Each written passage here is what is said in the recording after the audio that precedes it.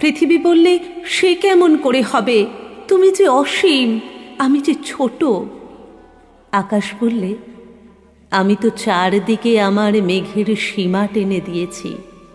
পৃথিবী বললে, তোমার তো কত জ্যোতিষ্কের সম্পদ, আমার তো আলোর সম্পদ নেই। আকাশ বললে, আজ আমি আমার চন্দ্র, সূর্য, তারা সব হারিয়ে ফেলে এসেছি, আজ একমাত্র তুমি আছো।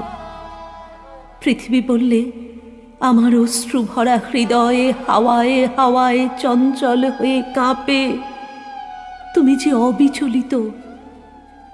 আকাশ বললে, আমার অশ্রুও আজ চঞ্চল হয়েছে, দেখতে কি পাওনি?